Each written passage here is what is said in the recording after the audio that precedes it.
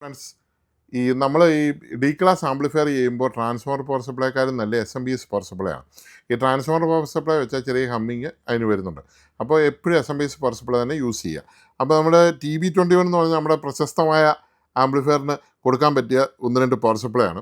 ഇത് നമുക്ക് 24 volt 8 ampere വരെ കിട്ടുന്ന ഒരു പവർ സപ്ലൈ ആണ്.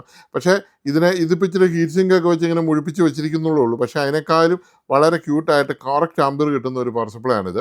ഇത് നല്ലൊരു പവർ സപ്ലൈ ആണ്. ഇത് സെബ്രോണിക്സും അങ്ങനെയുള്ള കമ്പനികളെല്ലാം ഉപയോഗിക്കുന്ന ഒരു പവർ സപ്ലൈ ആണ്. വളരെ ക്യൂട്ടാണ്, പക്ഷേ ഭയങ്കര പെർഫോമൻസ് ആണ്. ഞാൻ കൊടുത്തിട്ട് ഇന്ന് വരെ ഒരു കംപ്ലയിൻറ്റ് വരാത്ത ഒരു നല്ല പവർ സപ്ലൈ ആണ്. ഇതിപ്പോൾ എൻ്റെ വോൾട്ടേജ് നിങ്ങൾ നോക്കിക്കോളൂ. ഞാൻ അതിൻ്റെ വോൾട്ടേജ് കാണിക്കാം. ഇതിപ്പോൾ ഒരാൾക്ക് അയക്കാൻ വേണ്ടിയിട്ട് ഞാൻ എടുത്തതാണ് ഈ പവർ സപ്ലൈ. ഈ വലിപ്പത്തിലൊന്നും കാര്യമില്ലെന്ന് പറയാനാണ് ഞാൻ പറഞ്ഞത്. വലിപ്പം ഒത്തിരി കൂടിയെന്ന് ഓർത്തൊന്നുമല്ല. അതിൻ്റെ LED തന്നെ ഉണ്ടോ, നല്ല അടിപൊളി സാധനമാണ്.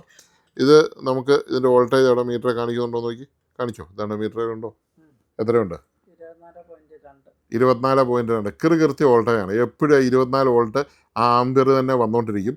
TB21 ഏറ്റവും നല്ലൊരു പവർ സപ്ലൈ ആയിട്ട് എനിക്ക് തോന്നിയ ഒരു സാധനമാണ്. ഞാൻ ഒന്ന് പരിചയപ്പെടുത്തിയത് മാത്രം. Thank you.